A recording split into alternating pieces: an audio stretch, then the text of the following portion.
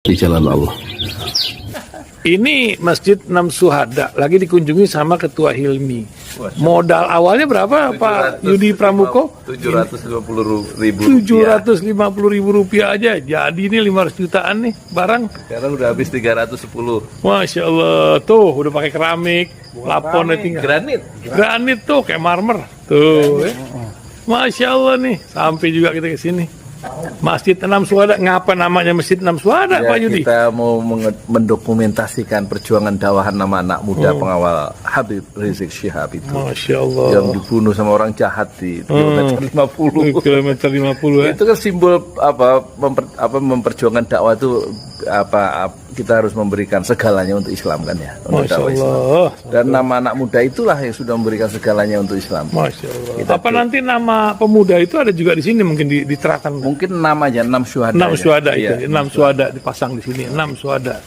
Beb Ali, apa yang dikomentarin dari ini semua, Beb Ali? Masya Allah, luar biasa. Dari uang 700.000, kalau pengen ternyata bisa. Bisa. Allah kirim. Tuh, bisa. Ya, dengan Masya. dengan masuk satu gang kecil, tapi Bapak ini luar biasa. Kecil tuh. Oh, Masya Allah ya. Satu call aja. Masya Allah. Perjuangan Pak Yudi Pramuko, YouTuber sejagat paling tua. Tertua di semesta. Tertua di semesta. Masya Allah. Tukang donat. Tukang donat. Tukang donat dari Paru. Ini saya laporkan dari lapangan ini, langsung dari Masjid Enam Syuhada. Masya Allah. Dan ini dia. Dalam lihat ah. Tuh, lihat tuh masjidnya. Tuh imamnya di situ tuh. Malam-malam lagi kita. Masya Allah. Masih kurang nih. Atapnya katanya transfer aja. Assalamualaikum warahmatullahi wabarakatuh. Ini ada serangan yang cukup brutal ya dari Denny Indrayana dari Australia terhadap rejim di Jakarta. Kita lihat ya.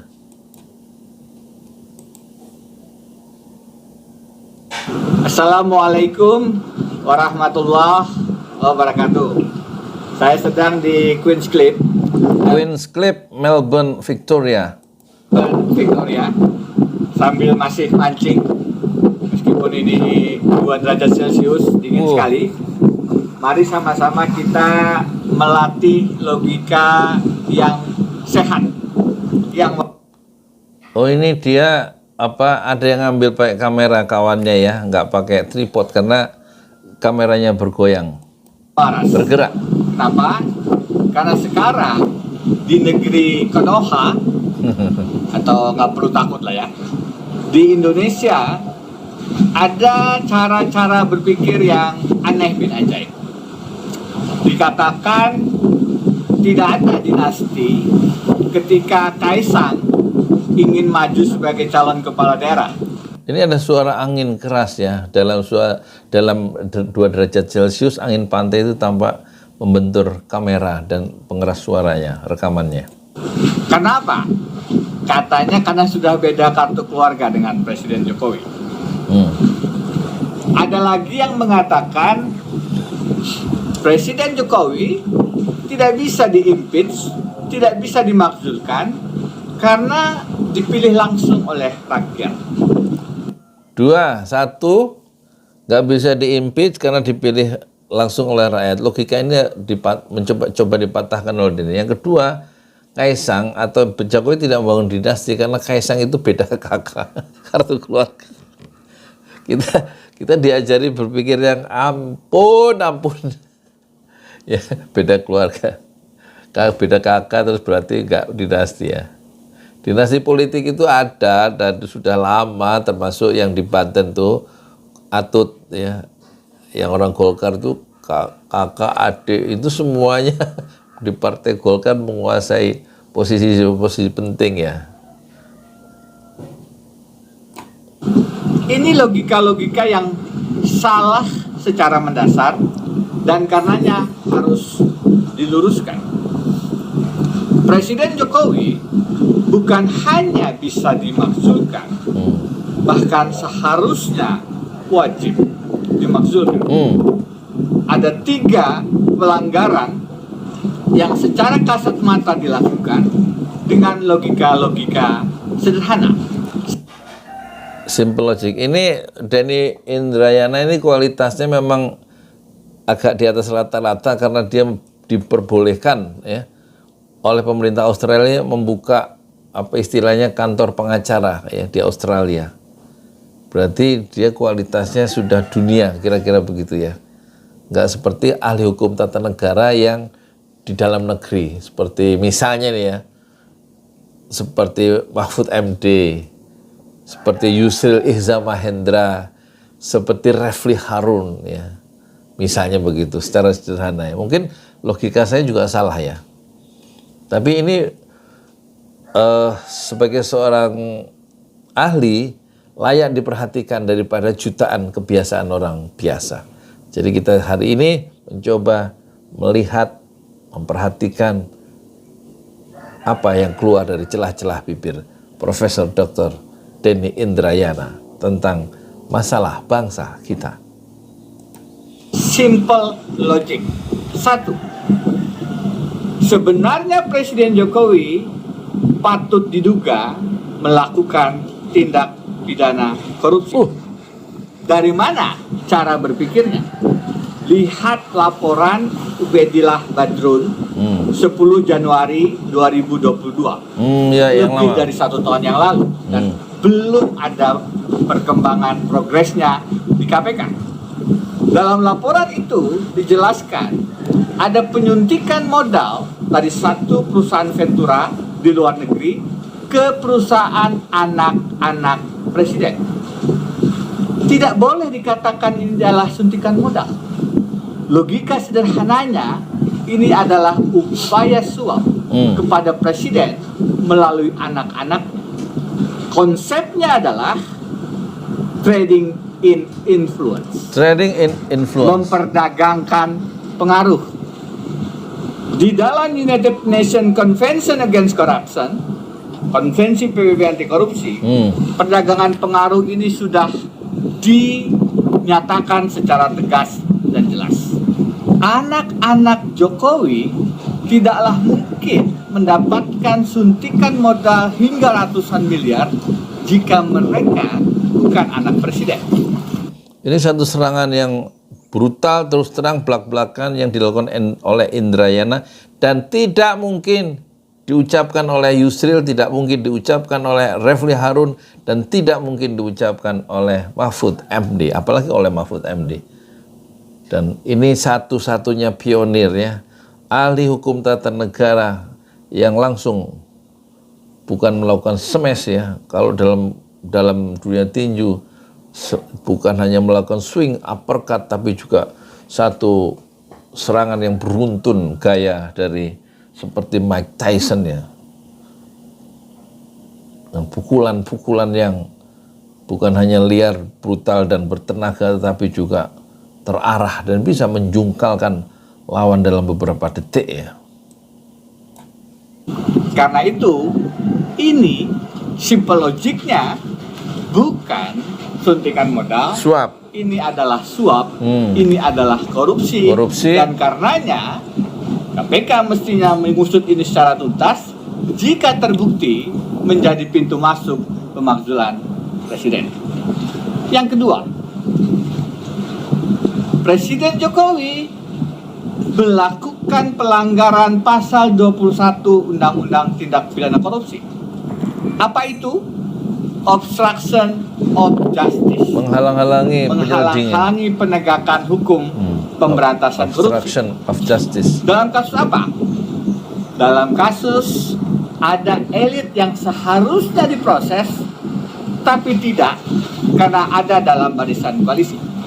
Seorang anggota kabinet didatangi para pimpinan KPK dan dijelaskan ada 4 perkara, bukan hanya 1, yang menjerat seorang elit politik dan karenanya meminta izin kepada presiden untuk diproses.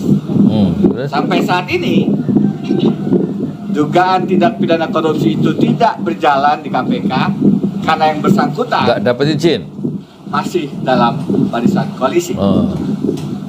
Yang ketiga, sudah sering saya jelaskan, ada kasus pembegalan Partai Demokrat, Muldoko Gate. Lebih parah dari Watergate di Amerika Serikat. yang menyebabkan Presiden Richard Nixon akhirnya mundur Tahun 74 untuk ya. menghindari pemecatan karena berusaha menyadap kantor Demokrat di masa kampanye pemilihan presiden tahun 1972. Pembegalan Partai Demokrat dikatakan adalah hak politik, Muldoko. Ini logika yang sangat keliru. Pembegalan atau dalam bahasa Romi adalah pencopetan partai Romi. adalah kejahatan.